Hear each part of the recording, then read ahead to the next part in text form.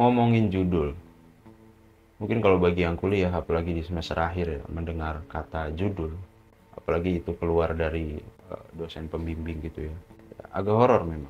Atau apa sih judul itu? Apakah judul-judulan agenda pemerintah yang bekerja sama dengan lembaga tertentu? Saya nggak paham sih soal itu. Tapi judul yang mau kita bahas kali ini ialah judul-judul yang biasa digunakan dalam penulisan artikel populer. Bisa esai, bisa opini, dan sejenisnya lah. Oke, langsung aja. Tapi sebelum kita masuk ke apa aja sih model-model judul yang biasa digunakan dalam penulisan artikel populer itu, baik esai maupun opini gitu ya. Kita perlu kasih tahu juga nih bahwa materi ini gua dapatkan dari buku yang berjudul Inilah Esai, yang kemarin sempat kita singgung berkali-kali.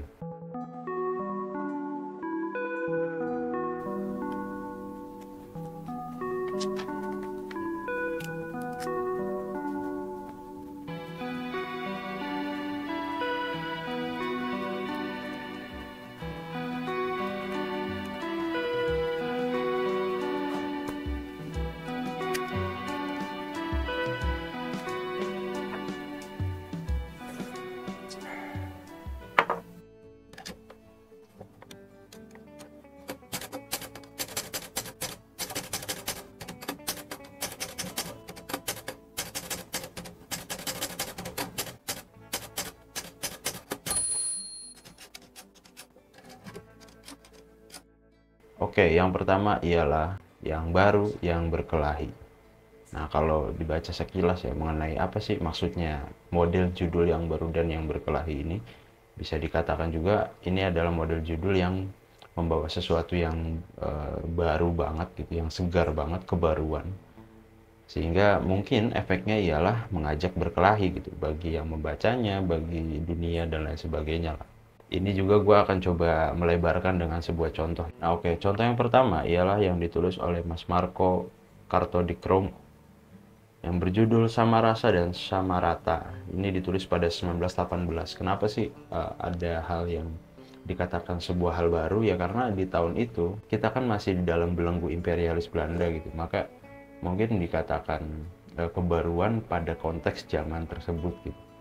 Terus ada juga nih punya Muhammad Hatta yang berjudul Indonesia Merdeka pada tahun 1928, yang mana kita juga tahu kemerdekaan Indonesia tercatat pada 1945 gitu. Terus ada juga punya Pramudia Anantatur di tahun 1962 yang pernah menulis yang harus dibabat dan harus dibangun.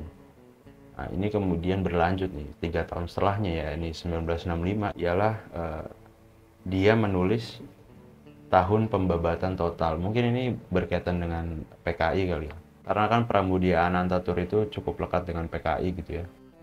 Oke, lanjut yang kedua. Yang kedua ialah pengandaian yang subversif, lucu boleh. Maksudnya apa ya? Model judul kayak gini tuh mengandaikan sesuatu yang amat sulit terjadi lah misalnya. Ya boleh juga sedikit jenaka untuk menyempilkan atau menjelaskan apa yang ingin disampaikan melalui judul yang kita ingin tuliskan gitu kan. Nah, ini coba gue cari contoh-contohnya. Di tahun 1940 Soekarno pernah menulis Masyarakat Onta dan Masyarakat Kapal Udara. Ya, dia mengandaikan sesuatu yang menggambarkan kondisi pada saat itu. Terus ada juga tahun 1998 Sindunata pernah menulis sebuah tulisan yang berjudul Kesebelasan Para Penyair. Nah, ini kan kesebelasan kan biasanya kan adanya di sepak bola ya. Tapi kemudian ini ditaruh untuk menggambarkan para penyair gitu. Terus ada juga nih tulisan Oman Sukmana. Judulnya Seandainya Saya Anak Presiden. Ini tulisannya baru nih sekitar Oktober atau November 2023 kemarin. Karena mungkin ini merespon gegap gempita politik di negara ini, yakni soal putusan MK dan lain sebagainya mungkin ya. Tapi mungkin kalau ada contoh lain yang bisa di-share, boleh banget komen di bawah. Oke, lanjut yang ketiga ialah awas terpeleset dalam perbandingan. Nah, maksud dari judul ini gitu ya, kalau ditangkap secara sekilas, kenapa sih ada bahasa awas terpeleset? Karena ternyata menurutnya si penulis ini, Muhyiddin M. Dahlan, dia bilang nih bahwa hati-hati dalam membandingkan sesuatu. Syarat daripada kita bisa membandingkan sesuatu adalah kedalaman pengetahuan kita terhadap sesuatu yang mau kita bandingkan, kira-kira gitulah. Makanya awas jangan sampai terpeleset. Nah, untuk contohnya sendiri, Gus Dur pernah menulis tulisan yang berjudul Mahbub Junaidi dan Bani Sadr. Jadi kalau dari sedikit yang kita tahu, Mahbub Junaidi itu seorang penulis, kolumnis juga. Bani Sadr pun sama, kolumnis juga. Cuma bedanya Mahbub Junaidi itu aktivis, Bani Sadr itu perdana menteri atau presiden gitu kalau nggak salah gitu. Di negara lain maksudnya. Gus Dur menulis itu pada 1981. Terus perbandingan lainnya ada pernah ditulis oleh Dahana pada tahun berapa nih? Tahun 1986 yang berjudul Paku dan Serdadu. Jadi dia coba mengaitkan atau apa ya gimana ya? Membandingkan paku dan serdadu itu seperti apa sih gitu. Kemudian kalau kita sedikit elaborasi dalam buku tersebut ya, itu tuh menjelaskan bahwa paku adalah sebuah besi yang levelnya rendah. Ya kan? Ini seperti di kebudayaan tradisional Tiongkok yang menganggap profesi serdadu itu atau tentara itu ya tidak lebih tinggi daripada profesi-profesi lainnya di kebudayaan tradisional Tiongkok. Oke, lanjut yang keempat ialah penggabungan, yakni mendekatkan yang jauh dan mengakrabkan yang dekat. Nah, pada bagian model judul ini biasanya memang sering kali kita temui ya. Maksudnya familiar sekali orang-orang menggunakan model judul seperti ini gitu. Ya lagi-lagi ada kata sambungnya ialah dan. Ini banyak juga nih contohnya. Coba gua baca salah satunya ialah punya Bambang Sugiharto yang berjudul Sejarah Ruang dan Imajinasi pada tahun 2002. Atau contoh-contoh yang lain juga kan banyak ya. Kayak kemarin juga kita sempat bacain artikel yang salah satunya menggunakan model judul seperti ini kan. Kalau nggak salah judulnya Teknologi dan Bayang-Bayang Keseragaman gitu. Ya itu juga dan ada ininya, ada kata dannya gitu, ada kata sambung dan. Kalau boleh mencatut judul lain ya, gue juga pernah sih menggunakan judul model penggabungan ini. Ada kata dan ya kan, intinya ada kata dan gitu. Gue pernah nulis sekitar Mei-Juni 2023 gitu dengan judul Bisnis Thrifting dan Wajah Kekanak-kanakan Kita. Nah, tulisan itu tuh tayang di Detik gitu. Oke, lanjut yang kelima ialah menolak dengan data, argumen tandingan, dan keprihatinan.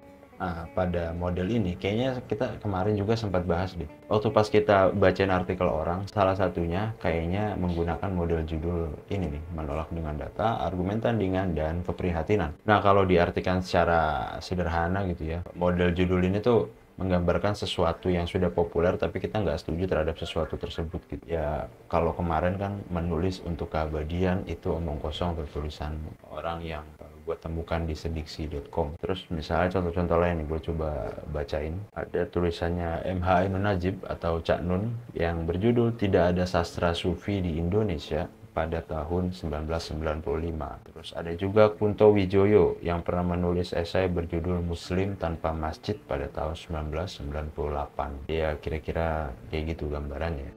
Oke, selanjutnya yang keenam ialah bertanya sejak dari judul. Bertanya sejak dari judul ini bisa kita artikan bahwa ada sesuatu yang harus dijawab sesegera mungkin gitu. Itu isyarat yang kita bisa tangkap ketika kita melihat tulisan yang ada pertanyaan, yang ada unsur bertanya di sana gitu. Banyak sih contoh-contohnya kita bisa temui di media online atau di media cetak, dan juga judul yang menggunakan model bertanya ini atau ada unsur pertanyaan di dalamnya itu ada apa istilahnya berkembang dengan kebiasaan menggunakan frase Latin, bahasa Latin gitu, yang bunyinya ialah quo vadis gitu. Kalau dilihat dari catatan orang-orang tuh kayak maksudnya quo vadis itu kemana perginya, kemana hilangnya, dan lain sebagainya lah. Nah ini coba kita lihat nih contoh-contohnya nih. Quo Vadis Indonesia. Nah ini pernah ditulis oleh B.J. Habibie pada tahun 2011. Terus ada juga oleh Ahmad Fauzi pada tahun 2014 di Jawa Pos pernah menulis Quo Vadis Hakim Agung. Oke, dan lain-lain lah kira-kira gitu kan. Banyak contoh-contoh Quo Vadis lainnya. Coba aja searching di internet sekarang dengan kata kunci tadi Quo Vadis, ntar bakal muncul banyak tulisan-tulisan orang yang menggunakan frase bahasa Latin Quo Vadis ini dan ada unsur pertanyaan di situ. Kemudian contoh lain yang tidak menggunakan quo vadis gitu ya, ialah ditulis oleh Asfi Warman Adam pada tahun 2003. Dia nulis Soekarno dibunuh oleh Soeharto. Di tahun sebelumnya juga ya sebenarnya pernah nulis, ialah berjudul Siapa Dalang Tragedi Bom Bali pada tahun 2002. Nah itu kira-kira model judul yang menggunakan pertanyaan gitu ya. Oke, selanjutnya yang ketujuh ialah satu kata cukup. Jadi ya kalau judul satu kata ini sih nggak perlu dijelasin bagaimananya ya. Pokoknya kita bisa temui itu di catatan pinggirnya GM atau Gunawan Muhammad, banyak tuh judul-judul yang menggunakan satu kata cukup gitu, atau satu kata aja ya. Misalnya nih ada minyak, tahanan, Rumi, dan lain-lain lah. Karena ya cuma satu kata aja. Terus juga selain GM, Putu Wijaya juga kerap menggunakan judul-judul kayak gini nih. Misalnya dia pernah nulis yang berjudul novel, tradisi, idealisme, dan lain-lain sebagainya. Jadi ya hemat aja.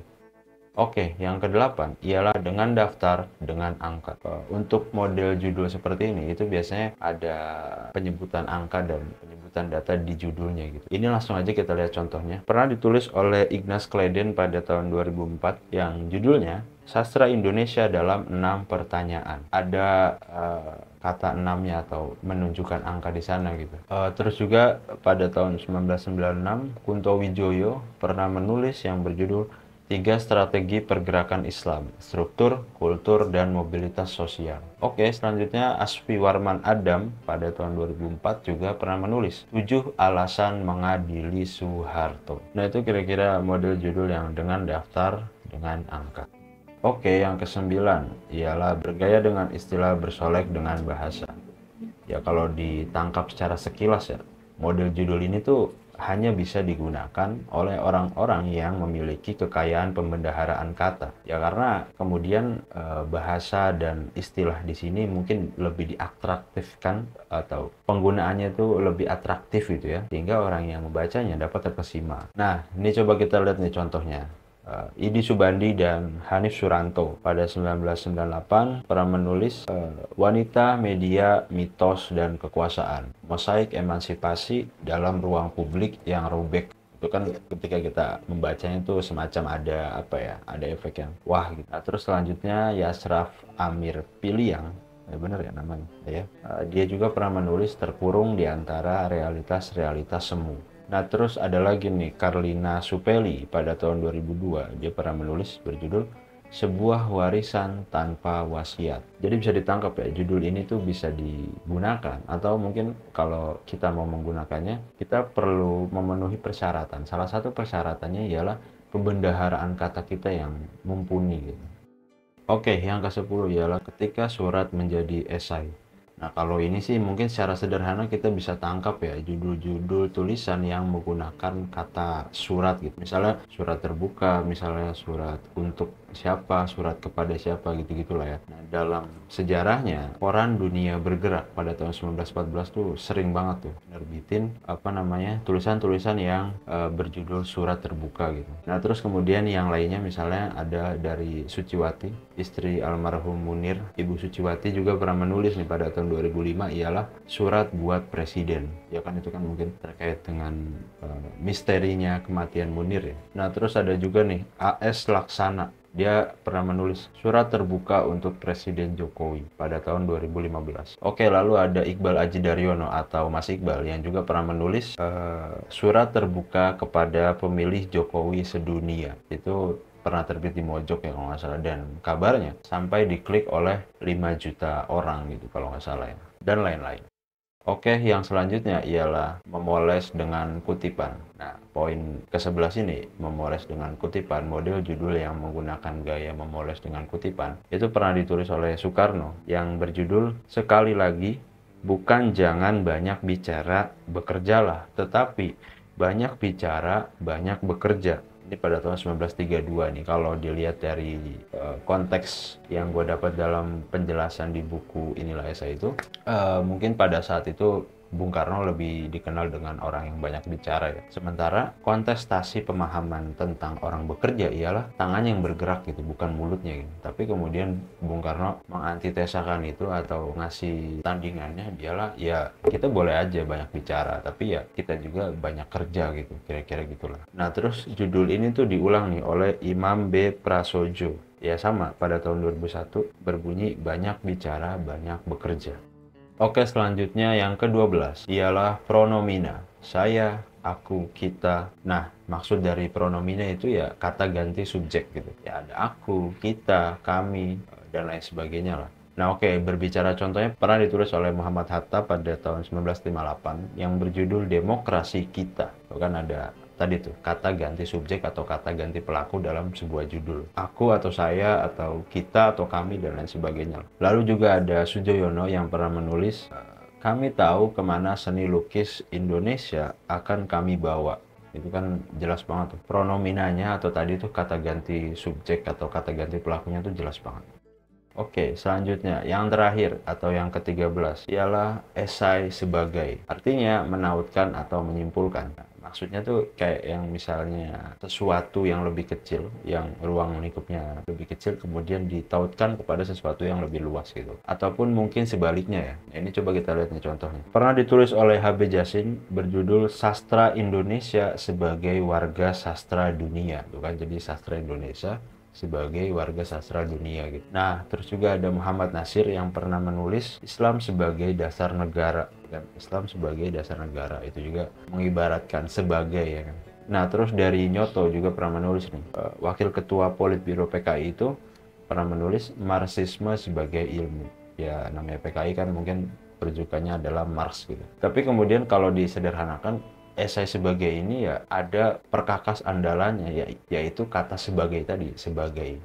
Nah oke, tadi itu dia ke-13 model judul yang biasa digunakan. Karena judul itu kan bagian paling awal ketika orang membaca tulisan kita gitu. Sehingga mencari perhatian atau mencuri perhatian, atau kalau digabungkan mencuari perhatian. Ini yang digambarkan dalam buku Inilah Esai itu kayak gitu. Ada 13 cara, nah kira-kira yang sudah tadi disebutkan. Dan mungkin kalau ada contoh lain, boleh banget komen di bawah. Nanti kita mungkin bisa diskusi di sana. Kemudian setelah mengenal sedikit tentang model judul tadi, silahkan nanti bisa langsung atau mungkin sekarang bisa langsung ambil kertas, ambil ballpoint, atau pakai handphone atau pakai laptop langsung untuk coba menulis gitu ya. Yang jelas ngetiknya jangan pakai mesin tik ya, karena capek guys, capek, sumpah capek. Oke, jadi mungkin segitu dulu aja. Nanti kita akan coba cari lagi nih, bedah lagi nih apa aja yang dibutuhkan dalam kepenulisan. Artinya kita coba membedah, coba menggali apa aja yang ada dalam dunia kepenulisan yang kayaknya bisa bermanfaat buat kita semua gitu. Jadi terima kasih yang sudah menonton sampai akhir. Nggak usah jelasin lah. Aduh. Lancar gitu ya. Nggak usah deh, nggak usah gitu.